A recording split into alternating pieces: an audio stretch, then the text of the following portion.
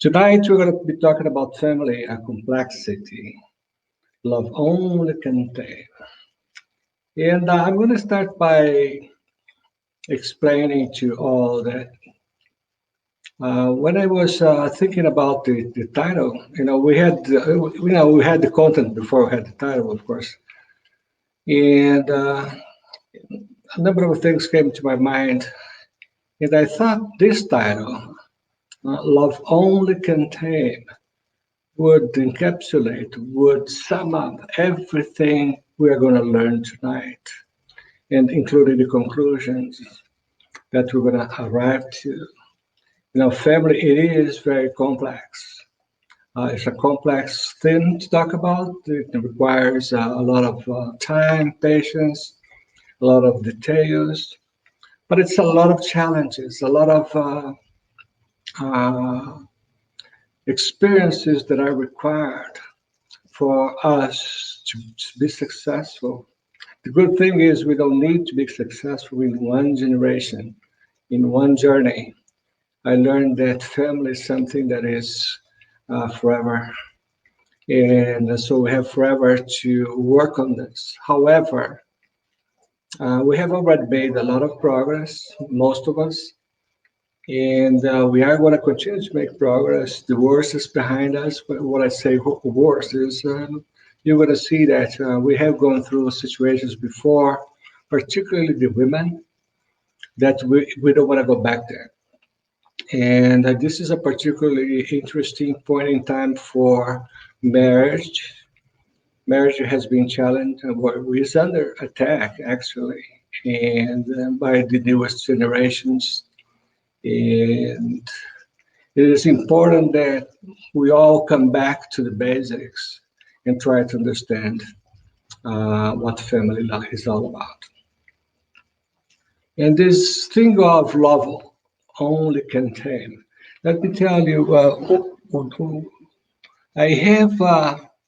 I watched this part of that movie so many times that I know it by heart. We're talking about the movie The Brilliant Mind, or The Beautiful Mind, actually. And toward the end, it's a story, actually, about John. It's a real story about the life of John Forbes Nash, who was a mathematician, and he had schizophrenia, and he had to deal with that without knowing it. And one day, of course, he dominated that part of his life, and thanks a lot to his wife. And later in life, back to something that he had written and proposed when he was on his, I would say, 20s or early 30s. That thing grew in the minds of people when he was over 60, when he was awarded this Nobel Prize. And then he was in Sweden to receive this Nobel Prize. And he delivered a speech that was absolutely wonderful. Let me show you what that is. He says, "I have always believed in numbers. I thought the numbers could explain the logics and reasons of all things. And the pursuit of such a quest took me from the physical to the metaphysical to the delusional and back. And I made the most important discovery of my life. It is only in the mysterious equations of love that any logic and reasons can be found."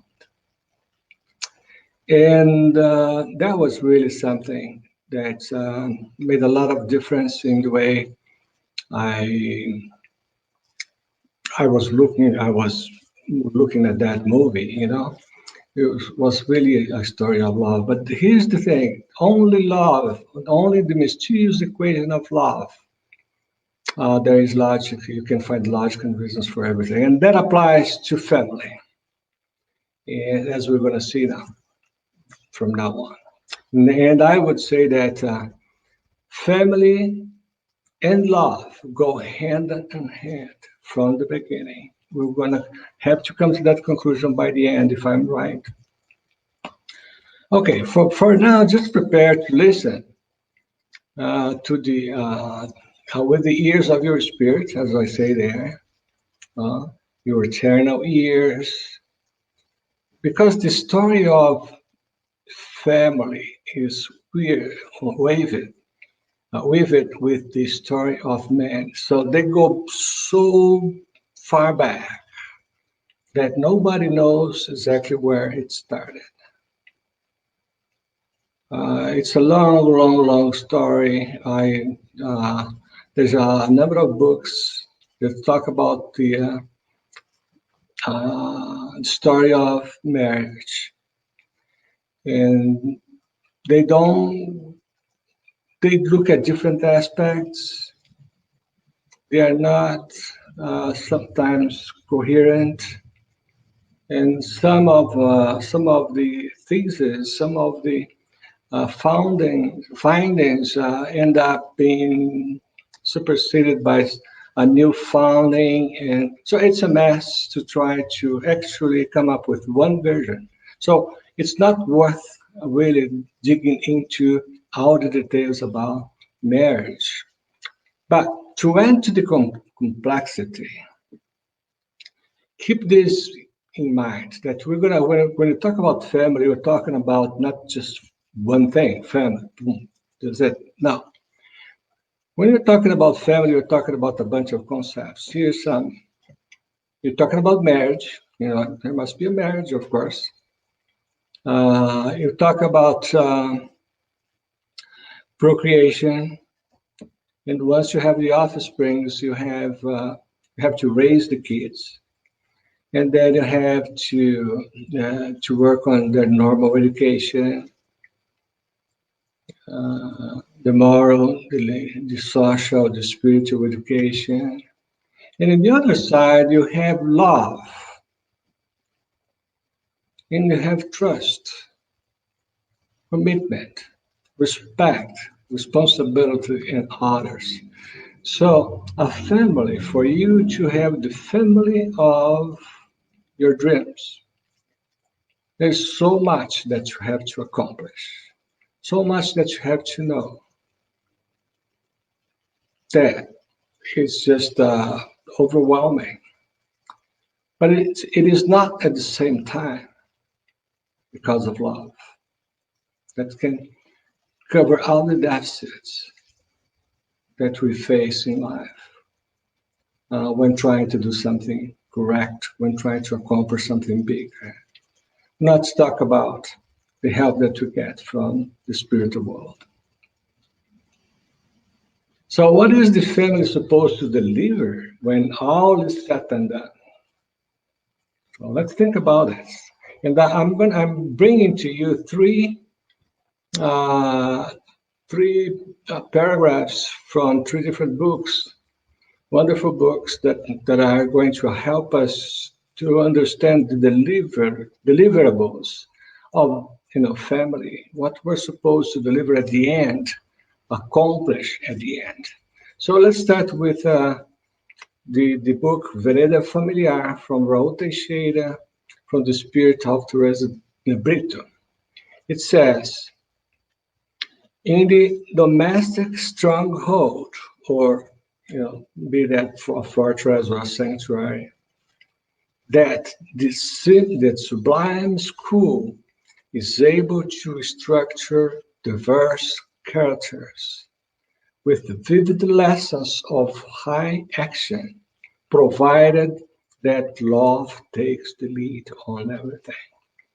So when you try to digest this, and actually there's a number of things that requires you to read a couple of times, maybe 3 or 4 times, before you can be sure that you understood it. But some of the pieces here are important. So it's a sublime school where you're going to develop diverse characters. You're not going to develop one person and then just clone it.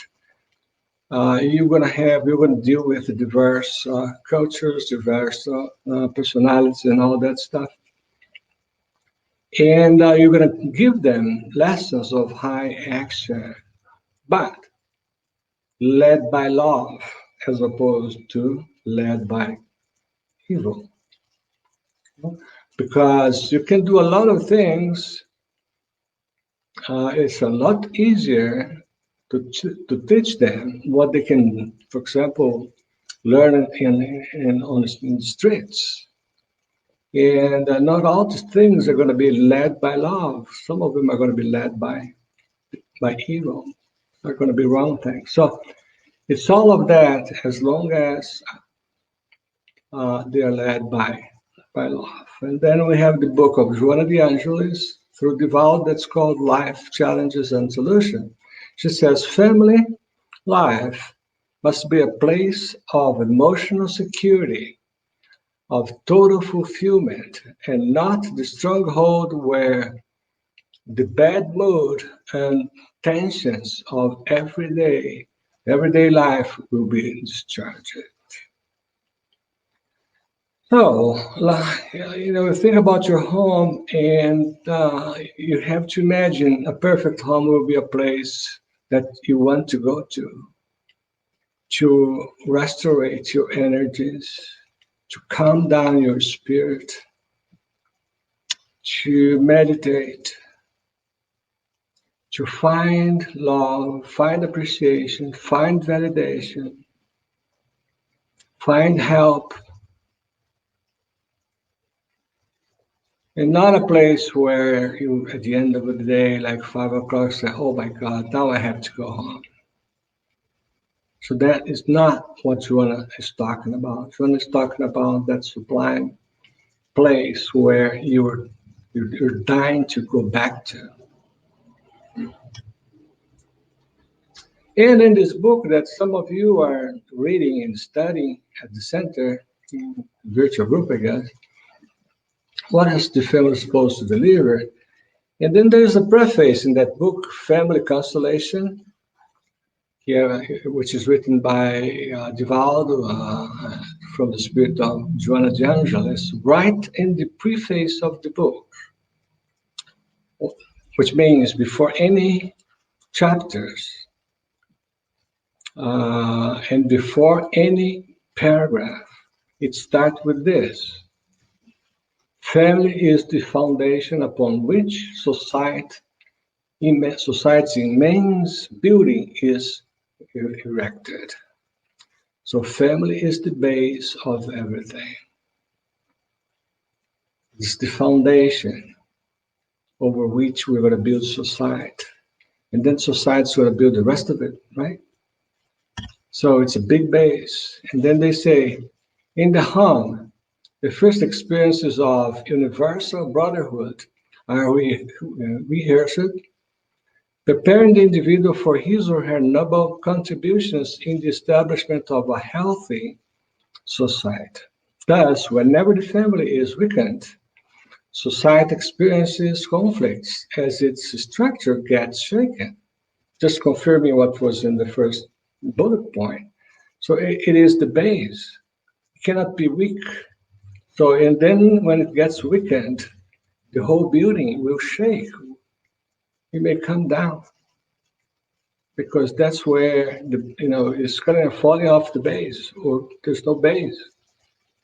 So that's home, where you rehearse everything, where you learn, where you practice, and where you're gonna update yourself, actualize your mind, your spirit, before you go outside. And do what they call noble contributions to the establishment of a healthy society. Currently on Earth, the family constellation is being attacked due to disorders and dissatisfaction overcoming the hearts and minds of the young. Yes, we're going to touch on this a little later, but family is under attack at this point.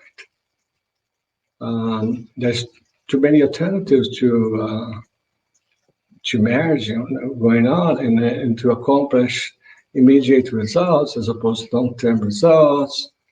We'll come back to that, but it's it's not in the right direction according to specialists. Okay, who are the family members? That's another big point, because the family is a family only if there are members to it, right? Family generally starts with the encounter of two strangers.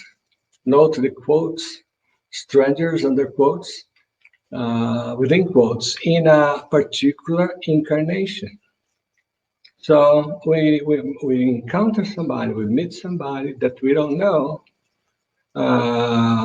who it is and why we are talking to that person. But then, as per the Spiritists, these two strangers are not really strangers.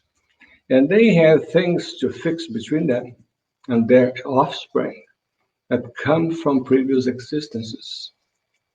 Their unconsciousness are well aware of that situation, but not their consciousness. So their consciousness is not aware that they know it, they have known each other, and they were supposed to meet. They're supposed to take on their project that was planned for them and by them and with them before they incarnated.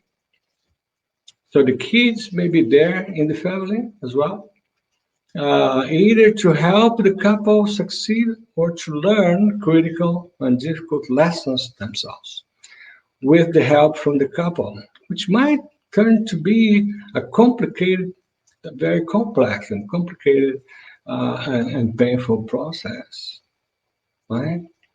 We see a lot of this almost in every family. We have a difficult case to handle to somebody that needs special attention or somebody that needs special considerations, understanding, patience, and this and the other. So all family in adjustment. And we have only one way to go, which is master what we can master, prepare as much as we can, and continue, go ahead with faith and experience, and faith and hope. Okay, at this point, we started to ask some fundamental questions. And gee, this thing of marriage and family, this is too complicated, right? And we started to ask some questions like, who gets into a marriage well prepared for all these challenges? How can we ever be prepared for all these challenges? And who gets prepared for that? And then what you're going to find is that perfectly prepared, nobody. Somewhat prepared. I would say there's a minority that one way or the other is prepared somehow, not fully, but somehow prepared. Those that get married later in life, and those that have gone to schools or come that are coming from well-structured families, and he learned a lot, etc. But let's say that's a minority, and then those with no preparation at all. So that's the majority of people. And then how many couples are prepared to bring to life and then raise kids properly? If there is anybody that says, gee, I'm fully prepared to raise my kids, that's not true. We don't know. It's too much for us to be able to say, I am fully prepared. What's left for us to do is to be always on the lookout for information that will help us to deal with each situation. So before, for example, in my times, my parents could say, well, it's a pity that kids don't come with my instruction manual. And but today that's not valid anymore. There's so many instruction manuals around, some for free in the internet. Just Google it. So we have to prepare ourselves on the go, and that can be done. But if the question is how many are prepared to bring before they come, there's definitely very little or nobody. And how many couples are prepared to make their homes the kind of a school the kids need to develop themselves into emotionally, socially, and spiritually responsible adults?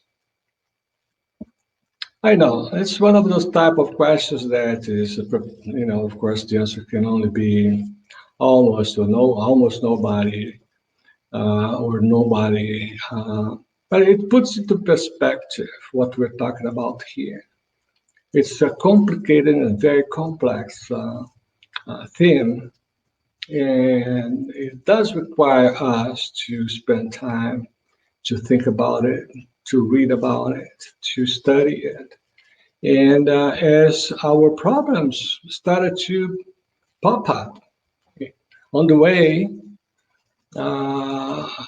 or as we, on our day-to-day, day by day, have to go after information. I have to go, what is the best for me to do here?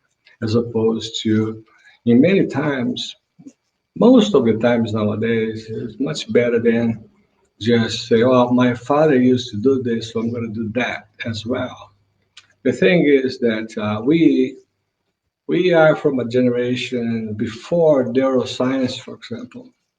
We are from a generation before a number of developments that today help us understand better what is the right thing to do, what's the right path to follow. So, oh my God, do we need families? Too much.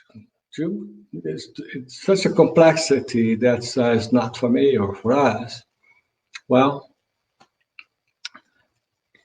remember, we have always loved to help us, but we'll come back to that. For now, let's think about how God wants us, or what God wants us to do, and how.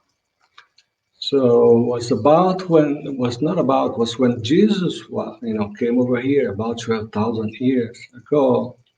He reinforced or he made us remember what God told us about marriage and family and love. And it's summarized in our gospel in chapter 22. And the name of the chapter is Let No Man Put Apart Whom God Joined Together. Over there, Jesus said the following: Have you not read that He, which is God, which made man and woman at the beginning, made them male and female, and said, For this cause shall a man leave father and mother, and join his wife, and they shall be just one flesh. Therefore, they will be no more two, but one flesh. So let no man separate who God has joined together. So that didn't. That's the whole statement was from prior to Jesus. He would just remember, trying to get us to remember that, and then he said, God wishes all beings to unite themselves, not only through the ties of the flesh, but also through those of the soul, so that the mutual affection of the spouses be transmitted to the offspring, and that it should be two and not just one who love and help them to progress. As you can see, those two paragraphs kind of put together in a very concise way what God wants us to do. They want us to live as a group, to live in family, make the family our most important, I'm going to say, headquarters or whatever you want to say, sanctuary in this life, no matter what's inside, no matter how the difficulties, no matter it's a poor house or a rich house, no matter what. Remember that Jesus started preaching, and he was in the house of Simon Pedro when he delivered the first, some say, gospel, or it could, somehow was a way for him to show that he's at the home, at the house, with the family, where we need to get together and pray and learn about Jesus' teaching and God's teaching, and make and work on our moral and spiritual progress. Okay, there is also the law of progress and law of society that has created room for marriage. Let's talk about the law of progress first. So the law of progress is a divine law which ensures that everything must evolve over time. The planet, humans, and everything. So everything must evolve to a certain point. And don't want to deviate too much here, but of course that reminds us that we are approaching. We just don't know if we're talking about 100 years, or 10 years, or 5 years, or 200 years. We are approaching a major milestone in the history of this planet, which is the Great Transition. Earth was created 4 billion years ago, just to put things in perspective. And ourselves as Homo sapiens have been like this, like we look at in the mirror today, with this kind of a body, etc., for only 150,000 years. Of course, we used to be humans as well, but a much lower level, like the primates, for example. But as we are today, we are young, 150,000 years. And it has only been 2,000 years since Jesus came here to help us. So what is 2,000 years? It's, of course, for us who live 60 years, 70 years, 80 years, 90 years, it's a long period of time. But for a place that is 4 billion years old, it's not much. We're still growing. The good thing is we are in the right path. We are growing. And that's not actually up to us. We are going to grow. And then in this framework, we have before us the challenge of the great planetary transition. So I already said that before. We don't know, perhaps it's right up around the corner with this pandemic situation. We don't know that. I'm not going to say that's part of it. But the fact of the matter is it's a global challenge for all of us that is supposed to change who we are, how we think, and how we see the world.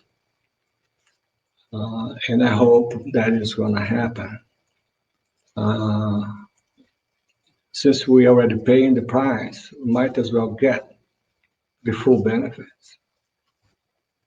And then there's the law of society. So the law of society is another divine law that is necessary for our moral and spiritual development. And why is that? So this law tells us that we are able to live with other people, and together we complement each other to achieve what? Our moral, ethical, spiritual developments, because that's the only way we can evolve, is by loving our neighbor. Outside the social environment, man does not develop. He becomes a wild animal and loses an incarnation opportunity. So if you were just to close yourself in your house and don't talk to anybody else anymore, and turn off all the radios and everything else, all you're going to be is a wild animal that's stuck in time and is not progressing. It's just there. So for us to progress, to make progress in this life, we need to interrelate with others. And remember, when we say without charity there's no salvation, it already implies in at least two persons involved. So charity for yourself doesn't count. Okay. So the whole concept of family is beautifully, or fits beautifully, we're here in the law of society, as it did in the law of progress. So those two scenarios as well for us to consider. And well, let's talk a little bit about something very interesting. It's the story of marriage, so we can evaluate how much progress we have made and how far are we from a great, finale, which is not really in the horizon yet for us in this incarnation, but will be one day. The history of marriage. So we can, as I said at the beginning, so the history is complicated, too much complicated, because there's too much versions, too many versions, too many perspectives, personal perspectives and discussions and this and the other. But there's certain things that are common throughout whatever book you choose to read. Two things. There's two. Let's say you call it clusters or groups. There are two groups of things, of variables that are constant or existed all the way through, from the beginning through today. One is the purpose of marriage, the economic purpose of marriage versus the marriage for love and sexual attraction. Then in the other cluster, in the other group, we have the role played by women, the way women were viewed and treated by men throughout history. So those two clusters of variables, of history, of changes, they are interwoven and they are connected. There are types of changes that, say, run through the cluster, inside the cluster, within the cluster. And then there are those changes that are that run through one cluster to the other. So they're interconnecting those two, or pulling or pushing each other into a given direction. So let's see a little bit more about that. So, give way. All right, so the purpose of marriage.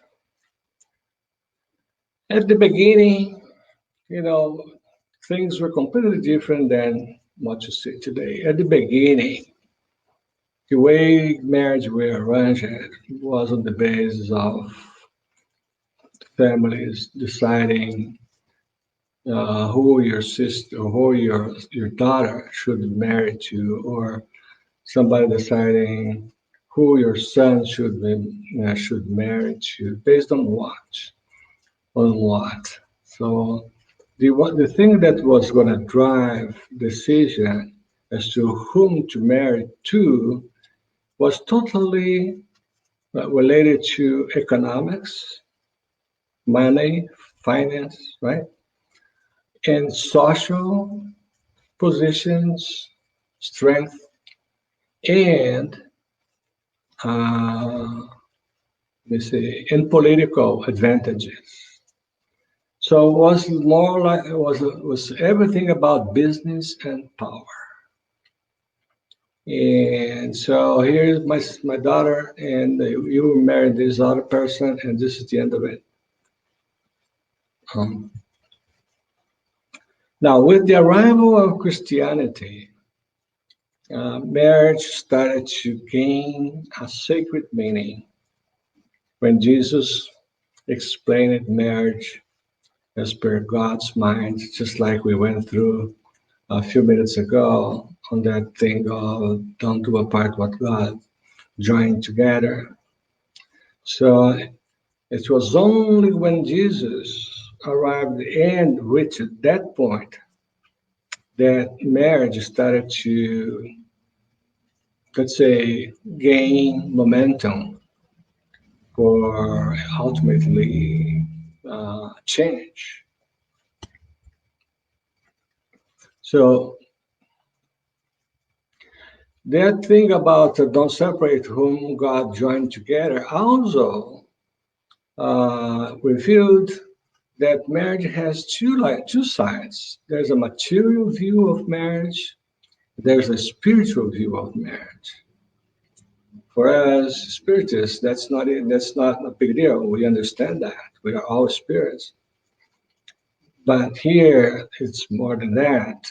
We're talking about those families, those, let's say, those marriages that are, let's say, contracted, for the lack of a better word, in the spiritual world even before you give birth here, before you reincarnate. So you come here with a plan. Your reincarnation plan will say that you're going to be marrying such and such person for such and such reason. So it was only about 250 years ago, though, when love finally took center stage in marriage, with the partial help of the historical changes in the economy, from agricultural to more diverse and modern market economics.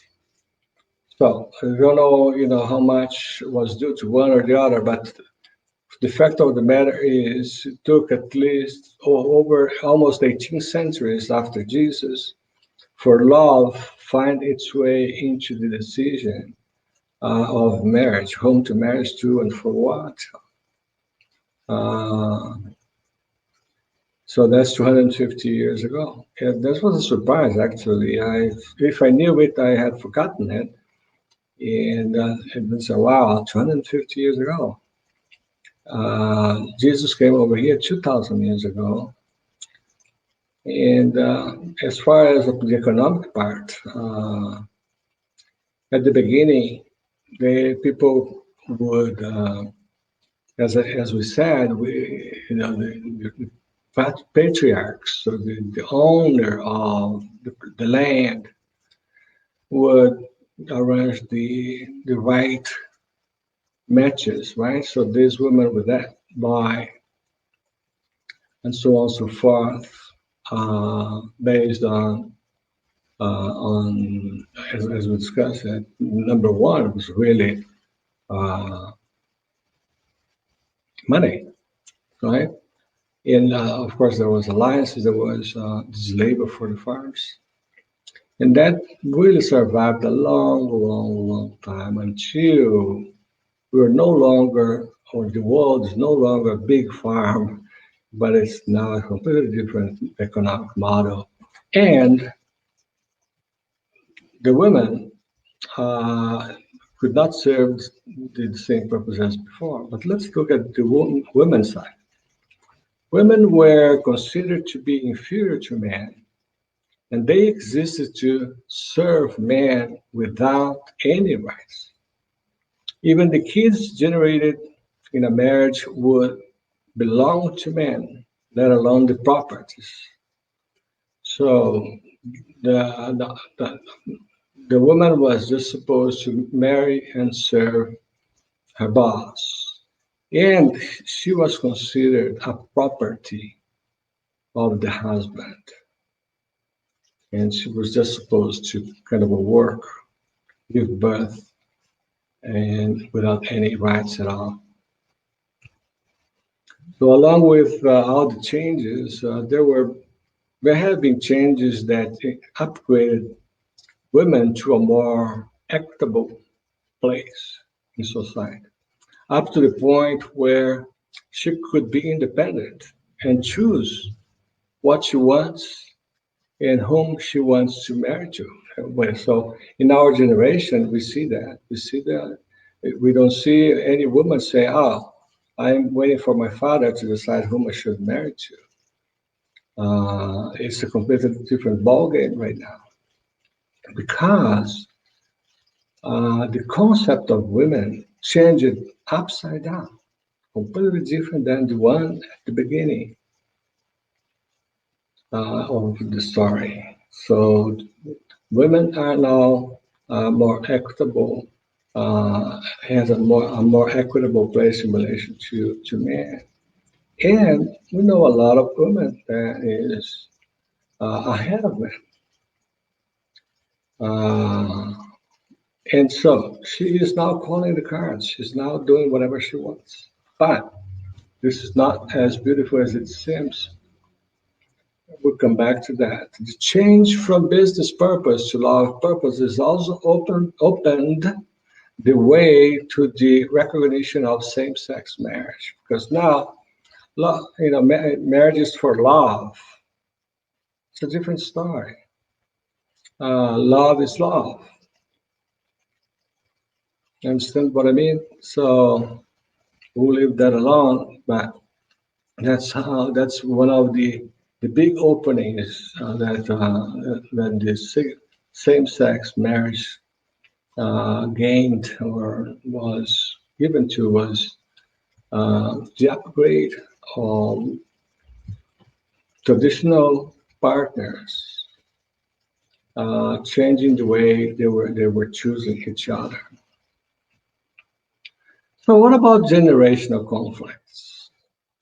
This is also very complicated to understand, but we can picture the struggle of several thousand years between generations and between marriage and business versus marriage and for love. So we don't know. It's hard to say for how long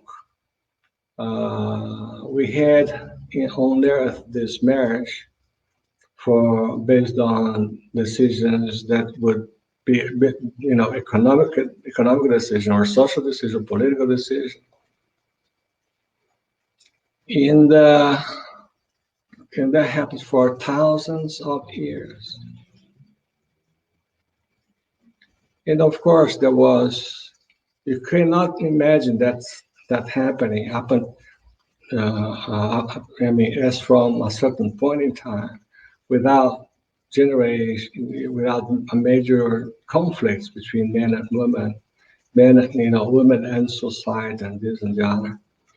Because of course, one day women started to gain respect, started to gain space to start defending, their rights. Women had to grow from a second-class creature to where it is today, despite the inequality issues still present in our society. We're not perfect yet. There's still inequality issues, particularly when it comes to monthly salaries, for example, right? There's a lot of inequalities, but we are compared to, I would say, three centuries ago, our situation is completely different. So women today is looking at men eye to eye and making decisions just like men and with no disadvantage. So there's a big improvement there. Men had to be convinced on the other hand, of women's rights and adjust their business models while changing the way they treated women. So today is not a big deal. But think about the transition point when women were starting to grow and men were starting to have to open space and live with that in a peaceful way. So was a struggle. So there was a lot of generational conflicts in there. Now there's another type of generation or generational conflict, which is based on same family generation lags. Okay, you all may have heard about the baby boomers, the millennials, the Generation X's, the Generation Z's. So those are cohorts of people that are similar in certain characteristics, similar enough that can form a what they call generation. So baby boomers are still famous and still alive, many of them, including the one here talking to you. And we were more, there's a lot of characteristics behind everyone, but baby boomers was the type of, let's do it. It's different than other uh, generations which might expect a different lifestyle than just work full time, for example. And so everyone has characteristics that allows the cultural movement to put them in clusters or form these cohorts and say, oh, these are the millennials, these are Generation X's. Now, what I see here as kind of a problematic is that's what I call here, let me see, I call same family generation lags. Is the lag between the father and the son. For example, in my case, as an example, if I'm a baby boomer, okay, I was uh, I was rising. Sorry, I was raising millennials, and we think differently, just in theory at least. Baby boomers think completely different than millennials. And you may have seen some of the discussion about these millennials because for a long time, not so much today because now we are in Generation Z, but there was a lot of articles about the millennials and the baby boomers had a completely different view of life and even from a religious standpoint, from a bunch of standpoints. And then you can clearly see the big conflict within your home that you can call same family generation lags because every father is going to be at a different generation level than the son. But funny is going to be, for example, when if you think that millennials are now being the ones raising the indigo kids or the crystal kids, just imagine. Can you imagine the situation, because those indicas and those crystals are of a superior class, but they don't get there. They don't show it until later in their adolescence, for example. But they show that from the beginning. But the thing is that at the beginning, or let's say in the between birth date and adolescence, for example, or late adolescence, they are going to behave in a way that the millennials will not buy, unless they do what we said before. They are vigilant and they are prepared to find out through reading and through science what's going on and what he should do. Again, here the type of questions we ask before comes. We asked it before some type of questions, and here we go again. Who entered in a marriage prepared for a clash of generations? Nobody. Nobody. So another complex that needs to be satisfied somehow. And I see that in my office. So, I've seen a lot of couples. I've seen a lot of couples with kids. And you can see many conflicts that should not exist. That is pure ignorance or of science, for example. Okay, it's time to look again. It's 9:26, so I think we're going to have to rush and fix this and finalize this.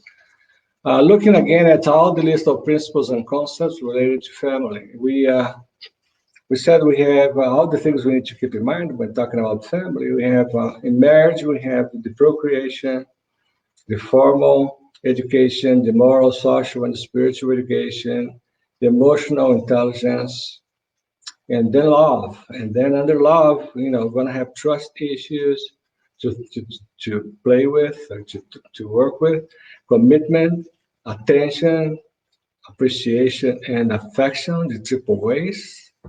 And then respect, responsibility, and many others. And of course, spiritual maturity, I put it in there because depending on spiritual maturity, those are either bigger or smaller issues for you. Okay, I'm going to have to finish up here before, let me tell you what I had here at the end. There's a book that's called The Master of the Masters. It's by the spirit Miramis, psychographed by Jean Nunes Maya. And there's only one chapter in this book, which is called Happiness at Home, which is will sum up most of everything that we have discussed here. So that's why I think we can skip that and go right to the closing. All right, family, a complexity love only can take. I wrote something from the bottom of my heart here, and it says, family is life eternal, leading to a state of pure love and happiness. Family and love seem to be interdependent and cannot be separated. Love is what makes family works, and family makes love reach its highest sublime level. So, what am I saying here is family is love. Love is family. Family without love is impossible. And love without family is impossible. So they are one for they depend on each other. And the sooner we understand that, the better off we're going to be. To live under the same roof and build the family that Joana de Angelis and Raul Teixeira, etc., were talking about. Only love can make it happen.